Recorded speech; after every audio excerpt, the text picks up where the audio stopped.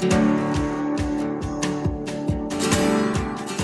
everybody, welcome to the Getting Real podcast with Paul and Howard. And we have not been doing enough of these, but there's been so much happening in the real estate world. So if you're a real estate professional or thinking about going to real estate, this is the time, this is the podcast to listen, because we're going to, in this particular podcast, go over what's happened this past year, right? Just a little bit of a recap, as well as what are some things we got to look forward to in 2026. So that being said, Paul, let's just dive right into it. Give us your assessment as a leader, as still somebody who is talking to brokers every single day about the marketplace, as well as still even clients. Give us a little recap as far as 2025. Sure. Yeah. So, I think we all went into this year hoping for more home sales, home prices to go up a bit.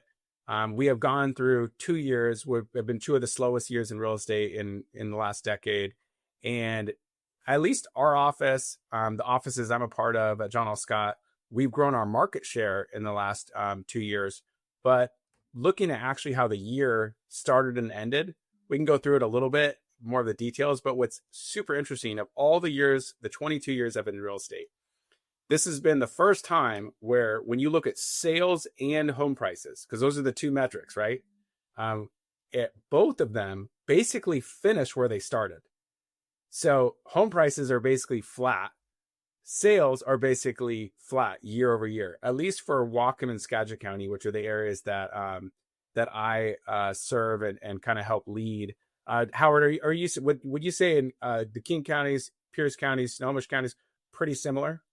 Absolutely. And, a lot of times we talk about real estate and kind of these broad generalities. And so flat is not necessarily a bad thing, right? So, it's better than the decline. And also when we say things like flat, like what you're talking about right now, is it's flat for some, but not for others. So it also depends, right, in terms of the price category that you're in. So certain homes have still, there's still a massive demand for affordable homes, in which case those were not flat. Those sales are still up. There's still appreciation on those homes. But I think what we're now seeing is like some of those homes that are kind of in that upper tier market, the luxury end, because affordability has gone down a little bit. We're seeing across the board, across all counties. This isn't just, Washington State either, right? Every single state is seeing similar things, where that flatness is a combination of the depreciation, actually, of some homes, in particular in that upper market end, right? And so I think that's, as we look at flat, the number of sales, as well as, of course, home values overall, flat is it's flat, but it depends, right? And so that's like one of the things that we got to look at. But you are absolutely right. Whether you're Whatcom, Skagit, Snohomish, King Pierce, Kitsap, overall, we're kind of seeing a lot of the same trends, kind of like what you're saying. But again, it's like flat is not necessarily a bad thing. Yeah, it's stable, and we call it healthy, right? Healthy to strong. That's some of the language we use at John L. Scott. Strong in those low to mid price ranges, healthy in the upper end. I think it's really important to also talk about the seasonal cycle of real estate. And we talk about that a lot at John L. Scott. And this year, there's never been a better example of the seasonal cycles. So most of the home appreciation happens in the spring. Usually what happens is let's say on a more average year where, let's say, home values go up 3 to 5%, which has been the case for maybe 3 of the last 6 years. You'd have home prices surge a little bit in the spring when we're at the most intense season, and then home values tend to flatten in the summer and the fall and winter. What's a little bit unique about this year is this spring, we did see an increase in homes for sale. We've had the highest inventory we've had in a few years. I think inventory was up about 20%. But still, especially in the low to mid price ranges, we saw a surge. We saw home prices go up. We saw a lot of multiple offer situations. Even despite the increased inventory, we were still seeing multiple offers in the low to mid price ranges all spring long. And we saw home prices appreciate. This summer, though, and then going into this fall, it's been more of a slide in from a seller's market to a buyer's market than we've seen in some time. We were still staying below a 3-month supply in most markets for the last few years.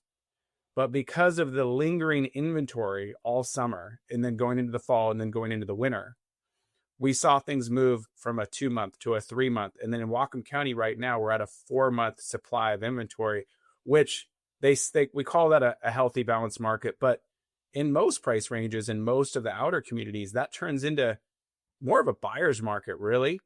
And then home prices have actually slowly kind of slid just slightly. And then that's where we've ended up now with this kind of flat where prices are basically right where we started is we've seen a lot more negotiation this fall and winter. And I think the only thing that really prevented this year from being a down year is the rates have finally started to come down a bit, closer to 6% this last couple of months.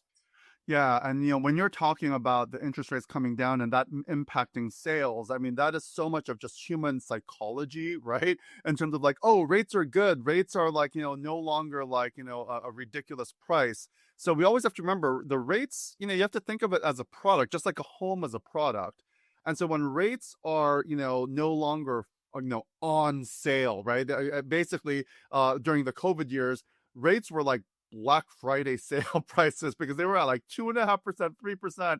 So it was crazy. But then while of course that was happening, the interest rates were on sale. Home prices then as a result were not on sale. The homes for sale were actually really, really expensive. And that's when we saw this massive surge because there's so much demand. And now we see kind of all these balancing of these various levers that are currently happening. And one of the things you talked about, the seasonality, there are factors that also occur versus just the normal 12-month seasons of the year, which is the government shutdown. During the government shutdown, you actually had so much people with like kind of angst and, especially government workers, right? Like they weren't sure, like, am I going to lose my job? When am I going to get a paycheck again? I can't move anymore. And so, I mean, you're talking about a lot of uncertainty of the markets. And so that was a major factor. But now that, of course, that government shutdown is over and now you're starting to see, okay, the interest rates are okay, there's availability of homes, that confidence of consumers, buyers, now they're kind of thinking like, we got to move out of the house. I mean, it's too small, we got to upsize, downsize. All those needs start to kind of prioritize once again. So the normalcy moving from the middle of this year toward this last quarter, we're now going into a kind of an optimistic potential first quarter. And so I think that's something that we all have to consider as real estate professionals, and the conversations we're having with our buyers and sellers. Absolutely. And, moving into the 2026 forecast, you know, when you look at the national indicators, the national forecast, very optimistic across the board. I've seen the NAR, National Association of Realtors, they're predicting 14% sales increases, 5% home value increases. I think in our market in the Pacific Northwest, that'd be very bullish. But gosh, I mean, 5 to 10% and more sales. As far as in the real estate community, 5 to 10% more home sales would be a big deal, and I'm fully expecting that to happen. And of course, all of the indicators are that rates are going to remain closer to that 6% marker, and basically based on that holding, all indications are that we're going to have a really busy spring, and that we're going to have kind of this like slow rebound where we were kind of in a real estate sales recession the last couple of years. That it's not like we're going to potentially just spring right back into a super hot market, but with the increased inventory that we do have, a little bit more demand, a little bit more people making their move next year with lower interest rates and maybe a little bit more confidence, should be a stronger year next year. So one of the things we always have to talk about, especially since our audience is mostly real estate professionals, is, we talk about housing markets and kind of like, all the different factors, jobs, interest rates, things like government shutdowns, the seasonality of the markets. As we are looking into the coming year, on one hand, we have to absolutely look at the market, right, as related to the jobs and interest rates and, inventory and some of those things. We also have to look at our activities, right? Because this year, when we're saying that, home prices have been flat, home sale numbers have been flat, there are real estate professionals who've killed it this year. They've had their best year ever, right? Because they are doing the activities, they're engaged with the right people, having the right conversations, embracing technologies and communications tools. And then there are the people who just kind of like, well, I guess it's the market, so my business is down. And so just like there are winners and losers in like the real estate markets, right? Some people have gotten like appreciation and like, multiple offers on their homes and all that. Other homes are not getting that. Same thing with real estate professionals. You can either do the activities, right? So we've got to kind of determine what's your business going to be like in 2026. So Paul, let me ask you this question. What are the activities or kind of the mindsets or skill sets that you've been talking to your agents about, your brokers about, in order for them all, right, to have a crazy market for themselves personally? Well, yeah. So you're making a really good point that what I found within our offices is the brokers that have some level of experience and are doing activities. And we talk about activities, it starts with your sphere, super engaged with their sphere, out in the field, showing up at the office or showing up every day to work, whether even if they're working from home, literally working full time in real estate, right? Like actually doing the work. For the veteran or even somewhat experienced brokers who are showing up and making their calls and following up with people, and it doesn't matter what. And we could talk about. I'm curious to hear. I'll flip it back to you in a minute because I want to hear from you on what John L. Scott is focused on as a company. But in our office, we have lots of different people who do business different ways. But ultimately, all the ones who are doing the work, where I'm going with this is you're right. We're having those brokers are doing the same or better than they've ever done the last 2 years. Where the sales has dropped off is the realtors who it's been harder if you're brand new to crack in, although we have a couple rookie of the year candidates in our office, but it's been harder to get in, get going. And then if you're one of those brokers who has a part-time job or was kind of not on purpose, and kind of more passive, letting the business come to you. Maybe you're been in the business a long time and you're kind of semi-retired, that kind of thing. Those brokers who are not in it, working really hard every day, they've seen their business drop off substantially. And so those 80-20 rules has turned into the 90-10 type rule where the people that are working really hard are still doing fabulous. And then but then everybody on the edges has been dropping off or doing far less. Is that kind of a fair kind of way to put it? 100%, absolutely. I think the activities that we've normally done, I mean, they are still tried and true, because ultimately we're talking about, and I think it was like Jeff Bezos maybe who always asks the question, not what's changed but what hasn't changed, right? And what hasn't changed is the consumer demand and need for experts, in particular hyper local experts. And also in markets where there's more uncertainty, like, am I pricing the house correctly? Am I paying too much for a house? What should my offer be? Like, there's all these like actually bigger questions. And of course, buying or selling, it's so emotional. And so you've got to really understand, like, oh, what hasn't changed is the consumers demand and need for experts in the field. I think that's where, like, when you're talking about people who are more deeper engaged with their spheres of influence and clients, they're able to have like those, I guess, deeper conversations versus just like surface conversations by talking about, negotiation strategy and techniques, for example. I mean, those are the ones who are still doing really well and are thriving, adopting the new technologies, understanding the AI. I mean, I still recall like back at convention when I was talking to a broker and he got a client asking him this question, if I list my house with you, and this was again, a connection through a referral. So they're not just like willy-nilly just going to hire you just because you were referred. They're going to ask you questions like, how are you going to use AI to market my home so I can get the most amount of money? And so it's like, wow, that's not historically a question that was maybe asked in the past. And so now we've got to not just make up stuff, of course, right? But we've got to actually be honest about like how technologies, AI, how that can support and supplement the activities of real estate professionals, that benefit the clients. So, I mean, so many activities right now, we feel like we're bombarded with so much, but the reality is, what, when we're bombarded with so many different factors, we actually have to focus in on fewer things, which are, what are the demands and needs of my clients? What are they asking for? I think that's where things like, the AI, the chat GPTs, we can ask those questions where historically it would have been so much work to do that kind of research. And now there is research that's out there, and that data is so much easier to digest by, kind of exploring a lot of the technologies right now. So I would just say we need to focus and double down in terms of the needs of the clients, right? In order to like have a really good start to 2026. In our offices, the things that I've been kind of more hyper focused on is on that level. Yes, of course, with your digital footprint, we call it your digital footprint.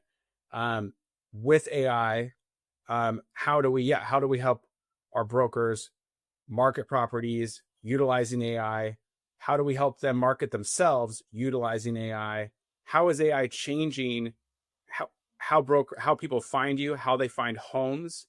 So definitely studying, learning, and helping brokers with the most practical uh, solutions for how to utilize AI in their business. That's definitely been a focus, and that's going to continue to be a primary focus. On the more fundamental level, okay, so everybody has a sphere. The people that don't have a very big sphere, they have to work harder, obviously, whether it's farming, whether it's open houses, what are the activities they're doing, helping them with activities that are going to grow their sphere. But with most brokers, they have a big enough sphere to have a great 2026. Do they have a plan in place? We call it like a flow schedule in Ninja. Do you have a schedule of how to stay in flow with your client base? What we're doing in house is more client appreciation events, more getting body to body. We also have boot camps, Ninja boot camps here, getting you accountable to actually, make the calls and have deeper conversations with the people that are in your life, to help them get to where they are, from where they are to where they want to be, and literally just having more conversations, because there's less people still moving than usual. So you have to dig a little deeper and penetrate your sphere further in order to find that business and help the people that need the help. So that would be my answer on what we're working on. But I want to flip it back to you. So at a company level, what is the company working on? Yeah, so I think, at the company level, obviously we want to understand and utilize the technologies. But again, it's back to what are the consumers' needs, right? Because we don't want to just have technologies or initiatives for the sake of, just trying to compete or be like the fanciest shiny penny. We want actual data as far as what are consumers doing. And so one of the things that I want to share is like on our johnscott.com, just the actual search experience has changed, just like the Google search has kind of changed, right? We used to all Google things. We would type in maybe a key phrase or a few words, and then there's algorithms that kind of predict, oh, what are you actually searching for? And then what do you need to do after that? You still have to go to websites, right? That was like already a thing of the past. And so we are already seeing that kind of consumer transition. Everything's conversational. They're using their voice much more naturally. And so a simple thing like an AI home search, where somebody might say, yeah, find me a home that's walking distance of Trader Joe's, right, in Seattle. Or, help me find a waterfront property. Or, I'm thinking about adding an ADU to my house, right? Would that increase the value? So they're naturally, because the context, right, of real estate and real estate searches, we need to understand, oh, well, when the consumer's on here, they're searching for things like this. So it's not just about the house, but it's also about their personal needs. And that's really what we're focusing in on, are the consumers. What are they searching for? But what are also the problems that they're trying to solve? What are their needs? And so we want to actually integrate more and more AI, where we're not pretending it's not AI. We're basically saying, yeah, this is a complete AI tool.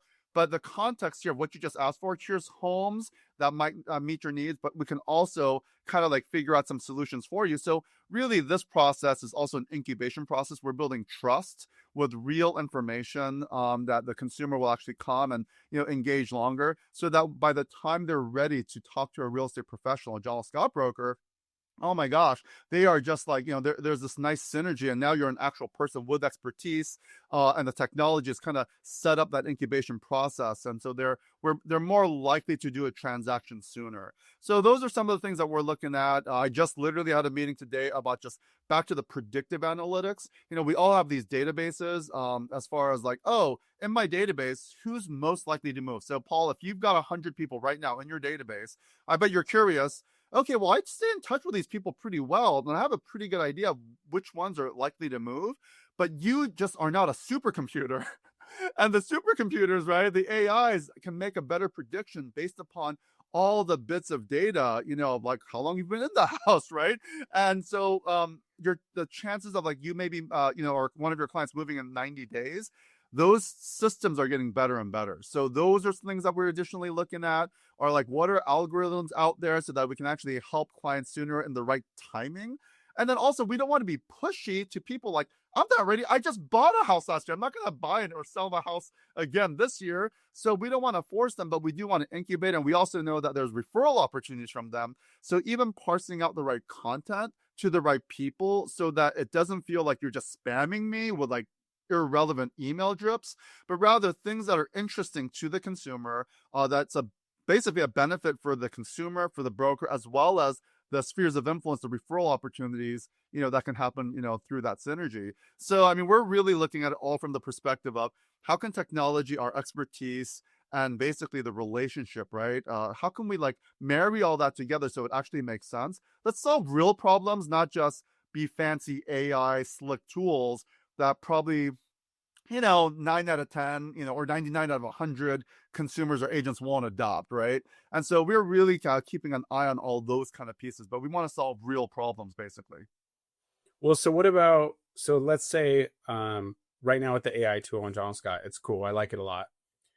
So if you guys are collecting all the searches and what people are searching for, are we going to be able to, could we turn around and be like, okay, this is the top 60 terms that people are using in their search. Now we know when we have a listing, if any of those words apply, we need to make sure that like those words are in our marketing remarks or in the pictures remarks. Is that kind of what you're talking about? That kind of stuff?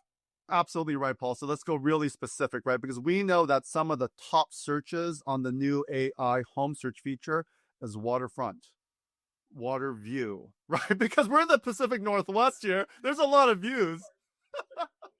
So many houses are waterfront. I guess you could, as an agent, you could say, have a blog about like waterfront properties in your community. You could get permission from those listing brokers and be like, hey, can I write a blog or do a video? I'm going to include your listing because I want to do the top 5 waterfront homes. And so I see what you're saying. You could still use those terms and figure out, how to meet consumers with them. Well, so this goes back to our earlier conversation about the AI, because if I know that consumers, let's say in Bellingham, there's a significant amount of them searching these particular terms, or the other big one is like ADU. And so I like, oh, I know some of these searches that they're doing, or I mentioned the other one, the Trader Joe's, right? So then all of a sudden, as a result of that, and you kind of mentioned blogs, but is Trader Joe's really one of them? Yeah. That particular search on our system, right? So people are kind of playing around because now, we are able to actually showcase those type of things. And so that's like a very specific feature. I'm looking for, a pool, right? So people from California, they still want a pool because they used to have a pool, right?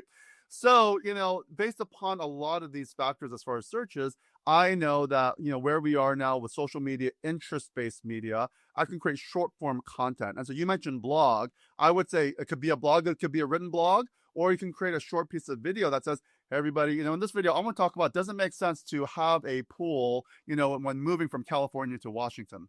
That is going to feed the answer engine optimization algorithms, right? On ChatGPT, on Gemini, on these platforms. And I'm speaking with authority as a real estate professional. I can have that video on YouTube, on Instagram. I can embed it also back on my website. So when somebody asks a question like that, moving from California to Washington, does it make sense to have a house with a pool? What are the costs? I mean, there's so many obvious questions and answers that we can now do. And so based upon kind of like this conversation we're having right now, one of the top things that a real estate professional needs to do is create like their own set of FAQs, right? And in an FAQ, I'm going to answer questions about, in my local market, waterfront, water view, moving up, like investment opportunities, ADUs, any of those data points that we know consumers are doing. You're going to now be found faster and more. The authority of the social media, the AI, bots, all are going to feed in.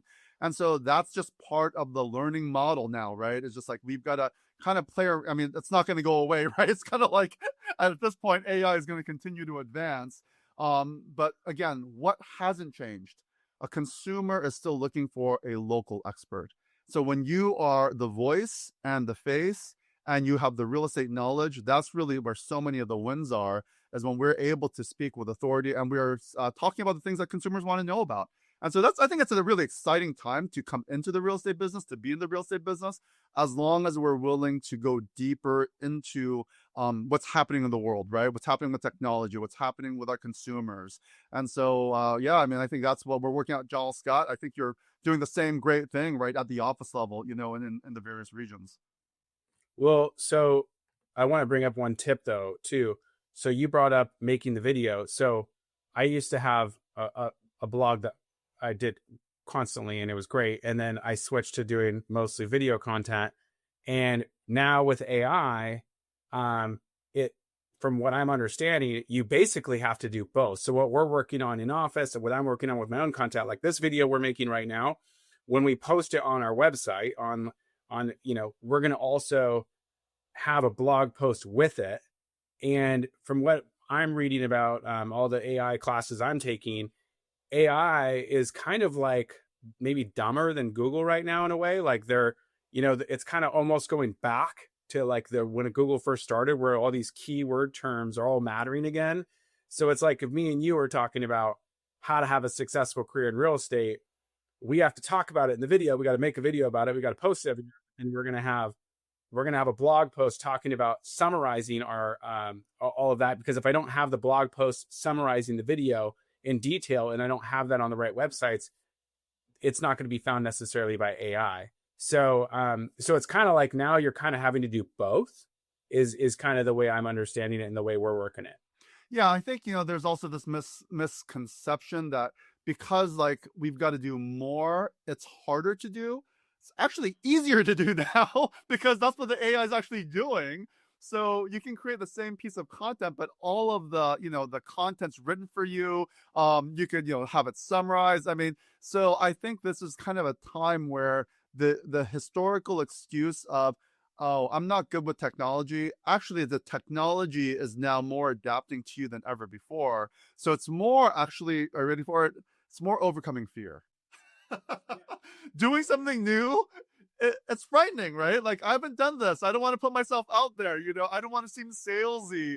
I want to be my authentic self. And so I think that is absolutely something that we want to address with real estate brokers. It's just like, no, it's more your fear that you've got to address than really the technology challenges. Well, yeah, I mean, like today, we're going to have a guest on and talk about something different. And then I thought for a second, well, maybe we should just bag the podcast. And then I thought, you know what?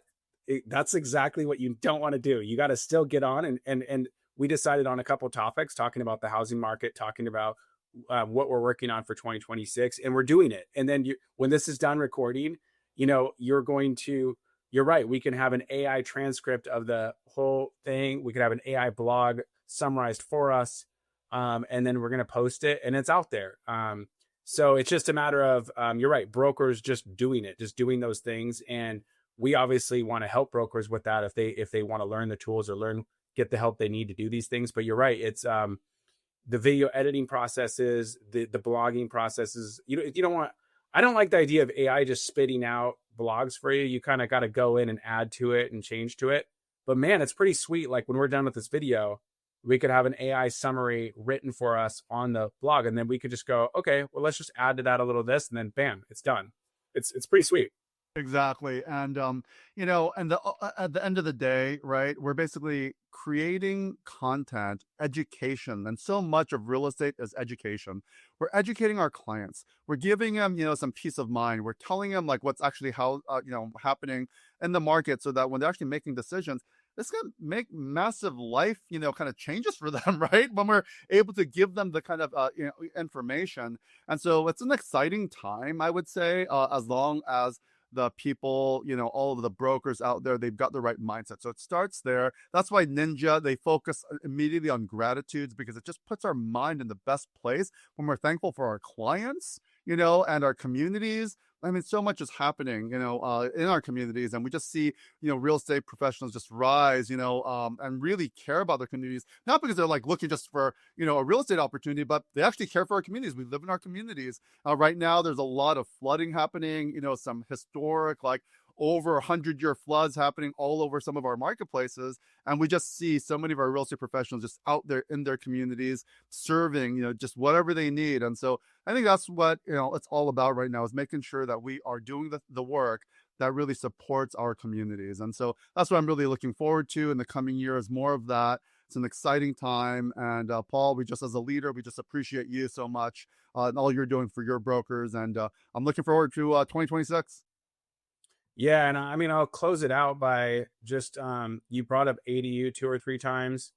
I'll close it out by another thing that's super exciting about 2026 is with the Washington state mandates officially coming into fruition for 2026, the ADU mandates allowing up to 2 ADUs on a lot of properties, and then a lot of comprehensive plans from cities all over the Northwest, all adapting these new ADU laws, but also adapting. There's just been a huge middle housing infill push around Washington state. And when we kind of full circle here on exciting year ahead, more sales opportunities, more opportunities to help people get where they want to go, but also in opportunities to help create more content in office as individual agents, but then also with the actual homes out there, the actual housing market, not just the statistical market, their interest rates, but the actual land and homes. There's opportunities coming in the next few years that are brand new, that are going to be gold mines for some developers and buyers and investors, because the way you can develop your land is changing. And so I think being on top of that and then providing content about that is something we're going to be on. And I hope that a lot of brokers are as well. Well, thanks everybody for joining once again. If you are thinking about going into real estate, or you're already a real estate professional, it's time for maybe a change, because sometimes things don't change and shouldn't change, and sometimes things should absolutely change. Reach out to Paul. What an incredible leader and support team that he has to help you with all these technology initiatives. So that being said, have an incredible 2026. And if there's anything that we can do to support you and your business and your needs, we are here for you.